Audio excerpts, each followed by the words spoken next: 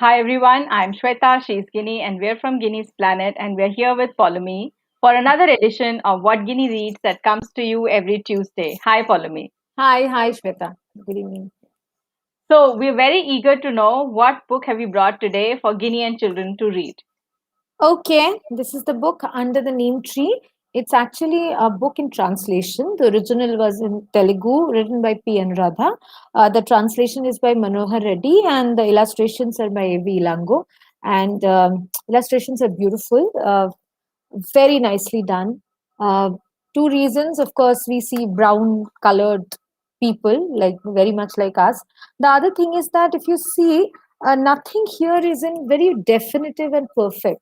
I think one of the reasons for me to select many of the books is also because I want children to get used to beyond the Disneyfied versions of very glossy images where perfect figures and stuff like that, just to understand art in different ways. But that's separate. Here, it's a extremely impactful and lovely story that we are speaking about. Yeah. Right, so thank you, Poulomi. So we already know why you're bringing it. Mhm. Now, what is the story about? All right, so it's a very interesting, like any regional folk tales usually are a story within a story within a story, right? So under the neem tree is because all stories are usually said under the tree, right? So there is this old lady, everybody calls him like or calls her like a nani or someone, and then uh, all the children actually request her stories like that. There is this one old man and an old woman in a village. One evening, when they are sitting for a meal, right, the old woman actually wants to have more chapatis, rotis than the old man. And the old man becomes very angry. He said, listen, I do all the hard work the entire day. You do nothing. You sit at home. You should eat less. The old woman said that no, it doesn't work that way because I also did a lot of work at home, right? You just go out of the home and do something, but there is work at house as well. And they start fighting on it.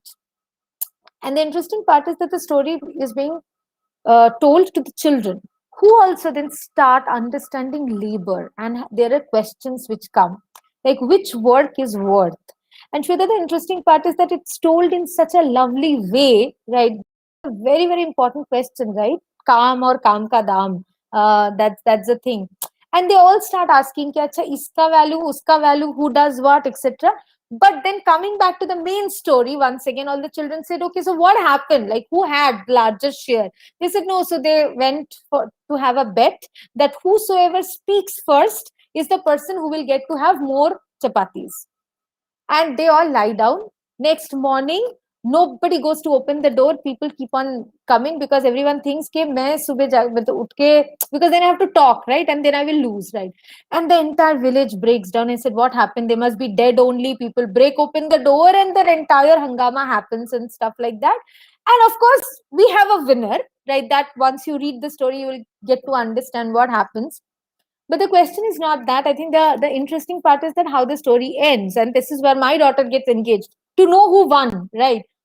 But then the one who is telling the story, this old lady, he said that you don't win because you do work or you don't do work. Because hunger is more about feeling and it can be the same for everyone. So, how can you decide that one does more work and what kind of work will feel more hungry than one who does not? So what is hunger at the end of the day? It has to more to do with what I feel, right? Than what you decide as a measurement for me. And I think that is that, and which is we have all these hunger indexes and every other thing, but the person only who is hungry knows what hunger is. The rest is all statistical measurement or this thing.